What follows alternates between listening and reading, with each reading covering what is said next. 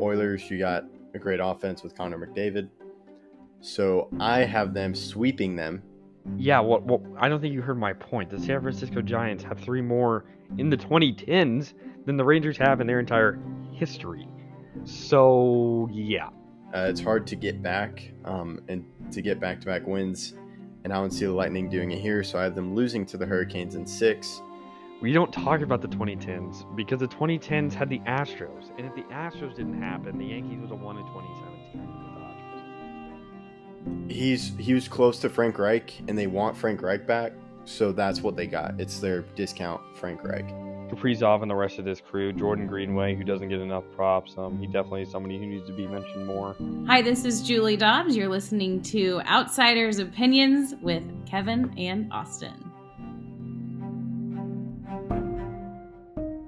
What's up, y'all? Welcome to our NHL Opinions of the Week. I'm Kevin, and I'm joined by the man with a puck and a stick, but not in the same place right now. No, not in the same place. Yeah. What were we going to say? They're not in both hands, but you are in possession of a hockey puck and a hockey stick. That is true. But yeah, so it's kind of a roundtable discussion. Tarasenko, I do have a question for you. I saw you signed with Ottawa, which was intriguing to me. But also, Ottawa is against the salary cap with this move now, or I just remember seeing that headline. Yeah, but they have until the regular season starts to get under. So that means that they're either going to make a trade or they're going to cut it somebody or some other moves are going to be made, but they will get under eventually. Yeah, and is it because they have players on LTIR or are they just paying a lot of people? Because to me, Ottawa didn't seem like a team that handed out big contracts. Well, also, I believe when they traded Matt Murray, they kept part of his contract. Got it. Okay. So that could be it. So it's from trades from when they're kind of rebuilding? Sure, and they also have some other guys that they have gotten. Do you like this move for Tarasenko to the Senators? Yeah, the Senators got new ownership, and I do think they want to make a splash. They are a team that I thought would get much better than they did. Even though they still had a fine year, 86 points in a very tough division. But I think next year they'll be even better. My only thing I worry about is consistency. They had a lot of large losing streaks and a lot of long winning streaks, which isn't necessarily the best. The problem is that they did lose DeBrincat to the Red Wings. They had him last year. They don't have him this year, but they're replacing that with Tarasenko. So that's really the holes they're trying to fill.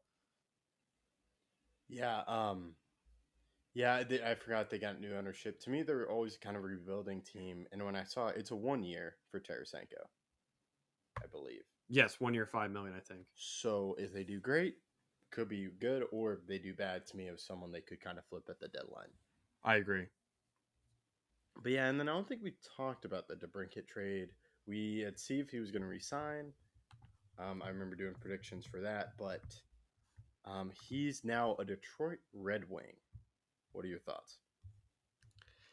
I do like this move as well. The Red Wings were extremely disappointing last year. While I thought the Senators would be better, they weren't necessarily disappointing.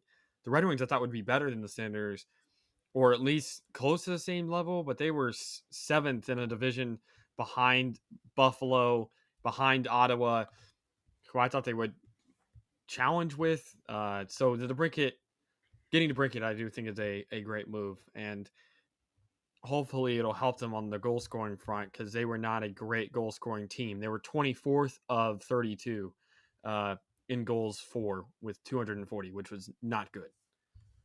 Yeah, I agree. I do like this move for the Red Wings, and we'll just have to see how it works. To me, they've always been that young team, and I feel they're about to get out of the rebuild, but it just hasn't happened yet. Like you were talking about with you predicting they were going to be better than Ottawa last year. Yeah, they definitely need to change kind of how they're doing things, but I like their leadership up at the top. And I believe Patrick Kane is still on the market, which or maybe he's trying to get more money, or maybe he's looking for the right fit. What are your thoughts? Yeah, I do think he's trying to get the right fit. I mean, he really does have a hold on. He does have a hold on the rest of the market. Him and Tarasenko do, and if he goes anywhere, it'll kind of shake up what moves other teams need to make, especially when they're fighting for a division or something else. So if he does make a surprising move, or even if he goes back to the Rangers, I do think he kind of sets the rest of the market as we continue on in the offseason. Yeah, and I think it would be a good signing for whoever signs Patrick Kane. I agree, as long as it's not for too much money. Yeah, and I believe we are still waiting on John Klingberg as well. No, Klingberg signed with the Maple Leafs. Oh, I remember that. That's my bad. Thanks. I'm trying to think. Are there any other free agents you think would be a steal right now? Let me look at it real quick. Or do you, I think it may have we've shifted to the trade market. Let me just check free agents Okay. at the moment. Got it. I think some possible trades. Of course, there's the. Oh man, why am I forgetting? Carlson with the Sharks, and then I heard rumors about the Hurricanes trading one of their defensemen. Mm-hmm. Is it Bruce or do you know? I'll have to look it up. But that's something I think the Stars could trade into. Um, but any final? Have you pulled up anything I'm trying to yet? find these lists, but these lists are so confusing. Okay. But yeah. Do you think there are a lot of trade candidates?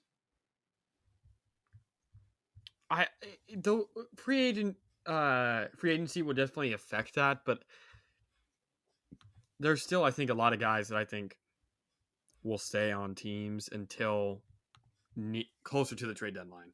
So I think those moves will be made either if they need to get under the salary cap. I think we'll see Ottawa make a trade. But other than that, the trade deadline, or probably a few months before the trade deadline, like that last month, we could see the majority of the moves being dealt.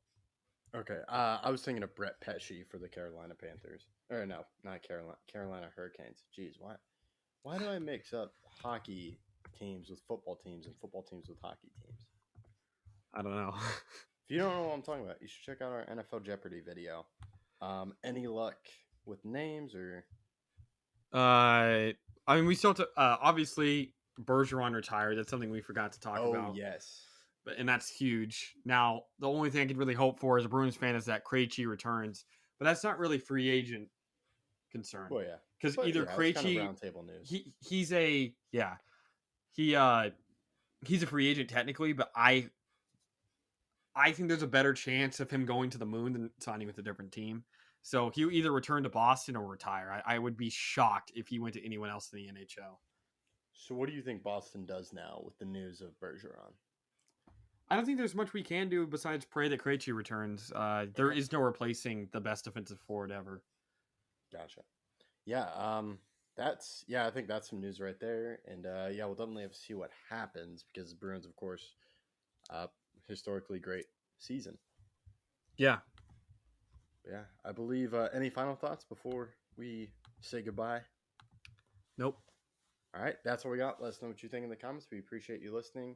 Remember NFL Jeopardy to understand my reference, and check out Instagram. There's some fun clips on there too, and we post updates on there. And same with Twitter. That's what we got. Thank you for listening to Outsiders Opinions.